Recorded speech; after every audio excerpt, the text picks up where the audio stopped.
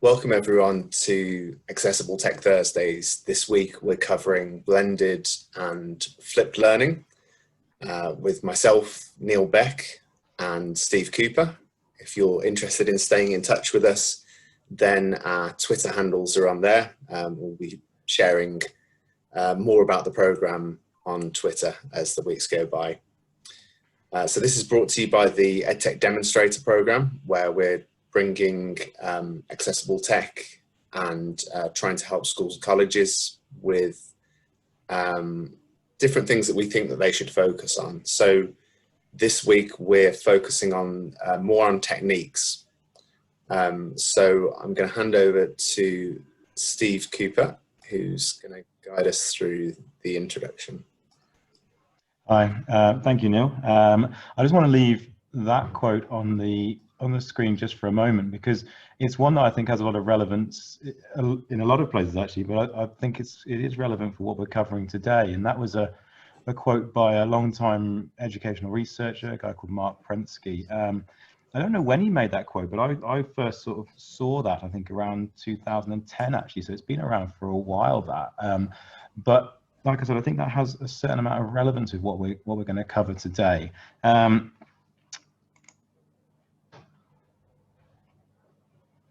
Neil, if you could do the next slide, or if you could give me control, that would be brilliant. So one of the key questions that I've been asked quite a lot over the course of the last few months as part of the EdTech Demonstrator program is actually what this term of blended learning means. And I think it's a really fair question, because if you go online and you do some searching around it, you get almost too much comes back, and it's a bit overwhelming actually. So the best way I try and describe it is you have, if you imagine a spectrum or a continuum of different sort of styles with a very traditional approach down one end, with a very traditional classroom with a lot of face-to-face time with the teacher and that sort of classical model that you might imagine. And at the other end of the spectrum, you've got a distance learning situation where it's totally the opposite, where you have no direct face-to-face time with a teacher. It's just done via online learning, via a computer essentially. Blended learning essentially takes up the space in between those two sort of different extremes of that continuum. A few next slide, please. So if you were looking for a really nice, short, sort of punchy little definition to give to people if they were looking for that, this one by JISC is quite good, where they're just saying it's a combination of that, like I said, face-to-face and digital dynamic activities. And that is a very broad description. I think in that comes the confusion. Whatever model or whatever way you look at blended learning though, it all boils down to this question, I think, and asking this question about what actually is the best use of teachers' time. We are all obviously so pushed with time. We see groups relatively little, you know, you might see a group for an hour a week or a couple of hours a week. So making the best use of time is really important. And I think that is the point behind any of these techniques. So to try and explain what I mean by that a little bit, I want you to imagine a very traditional style of lesson where students would come in and they'd be taught whatever the topic is by the teacher. If you look at this sort of very sort of well-known sort of triangle, the Bloom's taxonomy, the stuff at the bottom here is our lower order thinking skills, and that is the stuff which is easier to access. As we move up and up and up this sort of triangle, it should become a higher order thinking skill and therefore more challenging. If you think about the amount of time that's spent in a lesson, a lot of that will be spent at the bottom end of this triangle. So just going over the facts of making sure they remember key facts about a topic and some understanding, that doesn't leave a great deal of time to move up this kind of the Bloom's taxonomy to the higher order thinking skills. So in terms of best use of time, we as teachers are experts in our profession, therefore we should be spending more time at the top of this, helping students push higher up into higher order thinking skills. So why should we actually be interested in blended learning beyond that idea of better use of our time? So what it allows is a move away from a lecture style teaching, which is shown to not be overly effective, and especially we can move into more smaller group instruction that allows for more personalization of learning, which is only a good thing. That allows us then to have, like we said already, more focus on higher order thinking skills. We also give students some self-pace over their learning, which gives them a bit of ownership, which they enjoy, and it is going to improve independent learning skills. If they're having to do some of this stuff themselves, away from teachers guiding them and spoon feeding them, that is going to improve their independent learning skills. Now, if you go online, like I said, you'll find almost too many different models that can be used for blended learning. I'm not going to go over all of those, that would take far too long. What I've done is I've just picked out what I think are a couple of good examples, just to try and explain some of the differences that I see between them. So one of the ones you'll see online is different forms of rotational models. So you might see this called class rotation or lab rotations and things like that. But fundamentally, what's happening in here is the students throughout their day are going to rotate between a computer room or a lab and then a classroom. That initial kind of injection of knowledge, if you like, so the lower order thinking skills can be done during that lab time, and then some sort of assessment is set based upon that. And that assessment is then used by the teacher in the class time to inform different groups of students and set them on appropriate tasks. So we're forming up those small groups, but in a class environment. And the nice thing about that is you don't lose that class environment. So the teacher is therefore still in charge of that group, the behavior in that group, and that class sort of culture as well, which is a good thing to maintain.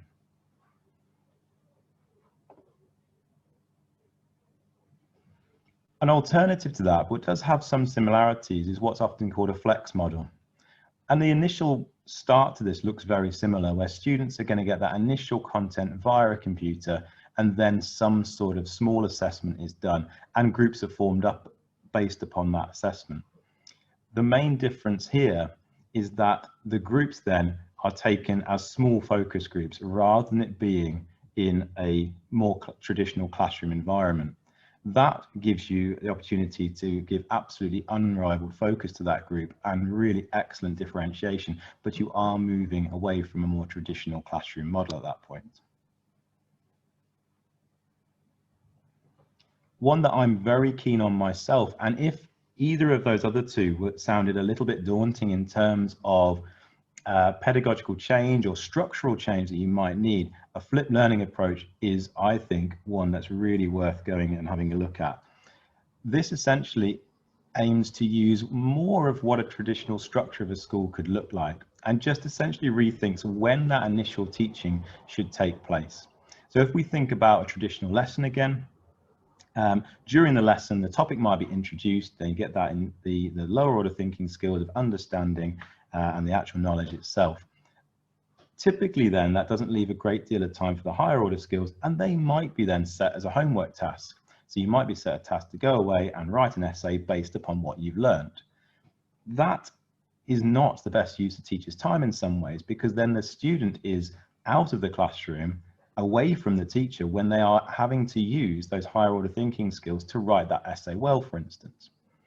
What flipped learning does is says we don't need the teacher to actually stand at the front and say all that, the basic knowledge. That can be done beforehand. So we give some pre-learning, so in the form of, typically in the form of video, but it could be other things as well. So the students come ideally armed with that knowledge already, at which point they can then spend more time either addressing misconceptions that might have cropped up or moving forward with those higher order thinking skills. What this relies upon is a really short, sharp, effective assessment, either done at the end of the pre-learning or at the very start of the lesson time itself. What that's used for is to form a hinge, which will allow students to move into a suitable task for what they scored in that assessment, because it might be that some students are coming in with an excellent understanding of the topic. You'll have some that are okay, and typically you'll have some that maybe misunderstood the topic and got the wrong end of the stick a little bit, and they need to be guided into suitable differentiated tasks, which is why I've said at the end of there, this kind of model really forces that good differentiation because it won't work without that in place.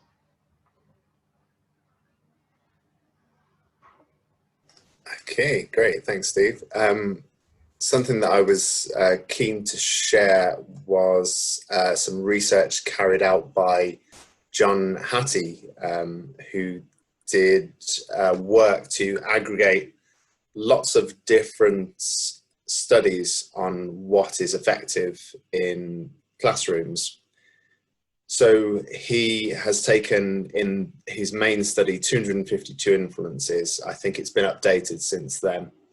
But it actually talks about flipped learning, not directly, but around the things that flipped learning can let you do. So flipped learning is not a panacea.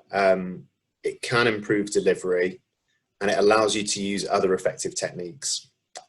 So for John Hattie, when he rated what interventions were useful in the classroom, he rated the hinge point as 0.4, and that was the point where that was above average as an intervention for improving learners.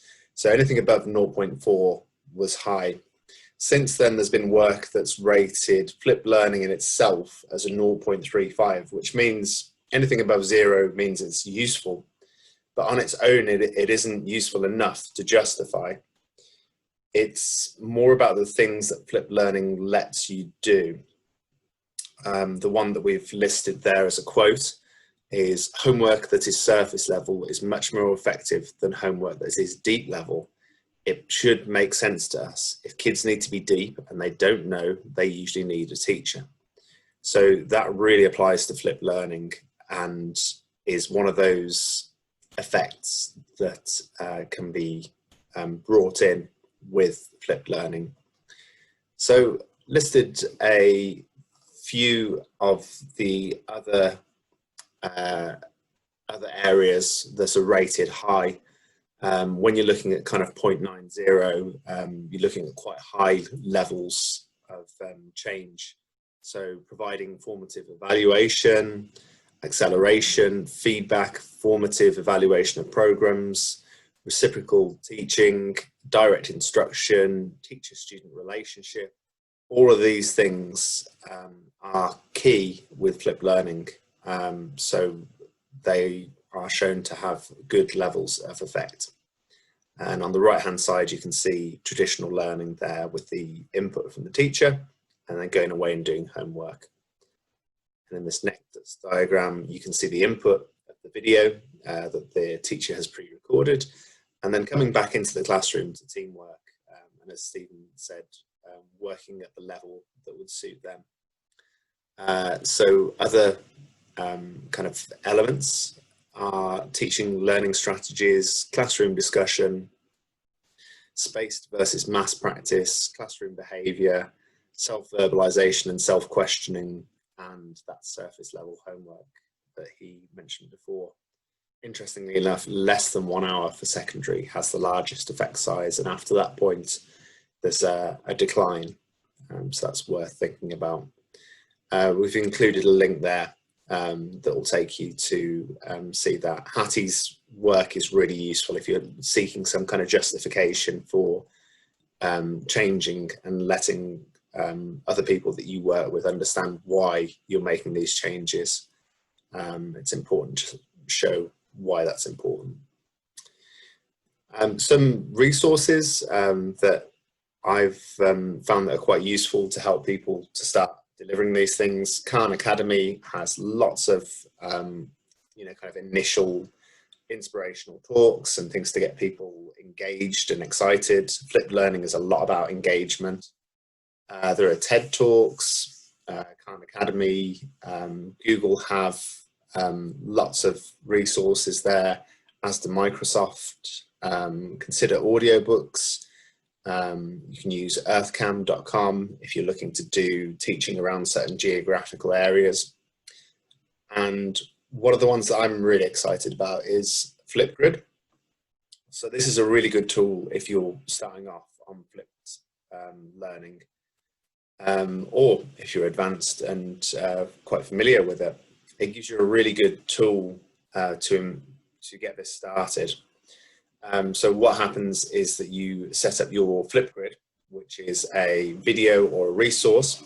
You set the task, and this is all online. So then the learners can submit their videos to these tasks. There's some really good templates there that I've kind of listed along the bottom, including hacking STEM, vocabulary, and more of those. And it gives a real wide range of activities that learners can do to complete it. From an accessibility point of view, this works with different mediums, and it also works with Immersive Reader, which we covered in the text-to-speech webinar. But in short, it gives you a built-in screen reader and changes visual options to make the resources more accessible. So it's a really good thing to have that built in. And there's a source there of a short video that will take you through how to use Immersive Reader in Flipgrid. So just some more accessibility points. Digital resources can be more accessible. It takes a little bit of effort and a bit of thought, and ensuring that whatever digital tools your learners use can be accessed with the digital resources you're creating. Flipped learning is a chance for more intensive support from teachers, as some of the tasks involve self-study and makes it easier to differentiate into groups. It means the teacher can focus in with the intensive support, which can help learners with SEN or those who have other barriers. Different multimedia suits different learners, so you can tailor that to fit them. And learners can work at their best times if they're set that work. So they can go away and they can do that at times that suit them. And it might be to do with, I suppose you can think of medical needs, or it might be to do with concentration levels, or, as I think a lot of families are finding, just availability of technology and access to those things. It requires planning in advance, so there might be some initial extra work. It ensures access to lots of the digital tools, and just to mention, it's worth thinking about the web accessibility guidelines when you're providing anything that's online. There's a good little resource here, Flip Don't Flop, Ensuring Accessibility of the Flipped Classroom, by Linda Sullivan. So I've included the link there. She makes the point that if these lectures are not accessible to adaptive software, then students with learning, visual or auditory processing disabilities may not be able to fully engage with the online component of the lesson. So flipped learning can be accessible, but then also there are some pitfalls. That article is quite useful actually to start considering accessibility when carrying these lessons out. So I'm going to come on to talk about a blended learning approach. So I'm going to hand.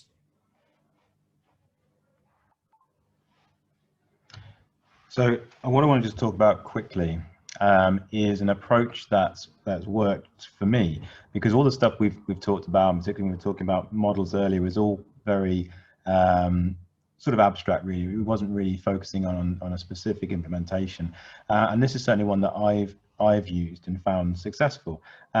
So it's probably worth contextualizing a little bit about what I teach, because I think that makes a difference to this. So I'm a computer science teacher, so that does give me a certain advantage in this, that I have regular access to a computer lab, which I admit does make doing this earlier, or easier on earlier, sorry.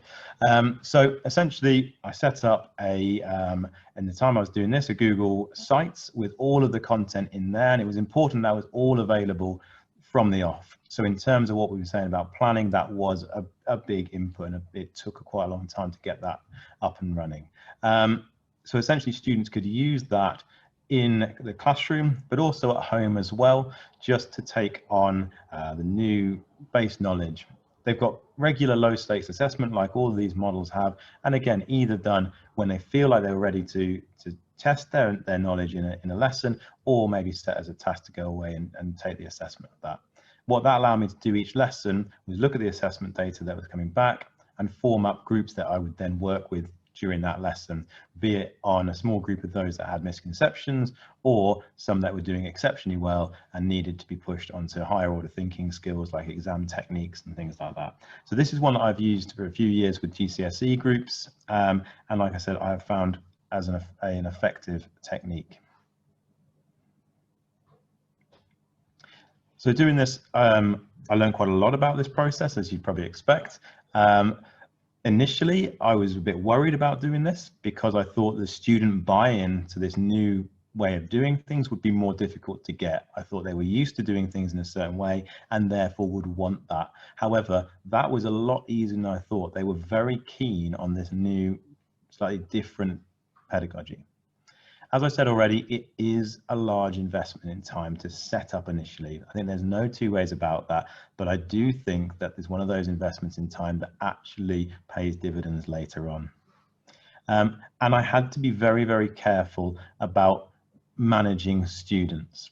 So what I mean by that is that if you're not moving students on and making sure they are progressing at speed you want, then you can find that some students will progress a little more slowly than others might have done. On a sort of similar note as well, I wasn't prepared to begin with for how fast some students would progress. I had some students in that group, because of this newfound freedom of which they could move through content, they moved incredibly quickly through it, and I wasn't quite prepared for that. And the final point is that in a traditional model of teaching, we have this sort of sage on the stage sort of thing, is a phrase that's used quite a lot, where the teacher is the center of that classroom. All the students are ideally watching them and listening to what they say. And that actually is quite hard to let go of, because you have to let go of that idea that you are going to be the center of what everyone's watching. Instead, you're going to be working with individuals or small groups more. And I found that more difficult than I thought to actually let go of that standard pedagogy. All of these, no matter what model that you're using, rely upon either the sourcing or creation of really good quality resources. And if I had to make a suggestion, I would try and create. I think there is something to be said for having something created by their teacher rather than somebody else that might be on Khan Academy or YouTube. I think it has more weight to it. Obviously, it adds more in terms of resource creation, though, than just sourcing them from somewhere else. Now, I'm not going to show this technique now, but if you're looking for an easy way to start making these, then using PowerPoint is, I've found, the best way of doing it, particularly if you're trying to get other people interested in this idea as well, and particularly if you're getting people who are not very technically confident using this. Because if you're using PowerPoint, and it can create really good quality resources and video resources from existing materials. And I think that is the key and the real easy win here. And if anybody can use PowerPoint, then they can do this. So there's your buy-in for staff who are not so technically confident. Now, the reason I'm not going to show this now is because we covered it briefly in one of the previous webinars, and there's a link there to a YouTube playlist that I've created, which just shows this in a couple of short little videos. So feel free to watch that and distribute that as far as you want. If you've not seen how it's done, it is definitely worth a little quick watch. Thanks, Steve. And also just to mention that we are using PowerPoint right now and embedding this technology. So the captioning tool that is available to anyone through Office 365 at the moment. And that's built in, and you can access it in different languages. So there's some really good tools in PowerPoint that can be used for accessibility. Okay, coming to the end of the webinar now, we've got some useful little guides here that will be available, and we'll send the slides out and make sure that you've got access to these folders afterwards. Or if you're watching the YouTube video, there'll be a shared link underneath the video that you can access, and we'll have the slides so you can access these links. So we've got why flipped classrooms fail. We've got 5 accessible design tips for blended courses. We've got developing blended learning approaches, keeping accessibility in mind, and of course our Accessible Tech Thursdays webinars. So these, these would be really useful for looking at particular digital tools, and also our webinar on video calls and things like that should be really relevant if you're looking at this kind of blended learning approach. Just to mention that next week we have our visual learning webinar. Oh no, sorry, not next week. 5th of November. We have our visual learning webinar at 4:15, and that will involve a drop-in. So those of you who haven't attended a drop-in session before, we'll take queries from beforehand, and we'll take queries during the session. So if you've got any particular issues that you've got based around learners or anything that we've spoken about in the program, then that's your chance to talk about it and ask questions for us. And just to mention that if there's anything that you want more intensive support with, then be sure to use the edtechdemonstrator.lgfl.net link. That will put you in touch with a demonstrator school or college who can help you to integrate these tools and techniques with more customization and things built for you. Also be sure to use our links on the left-hand side there for YouTube, for Twitter, for LinkedIn and Facebook. So I'll be finishing there. Let me know if there's any questions. We'll keep the chat pane open for a little while. And just say thank you to Stephen Cooper, and thank you all for attending.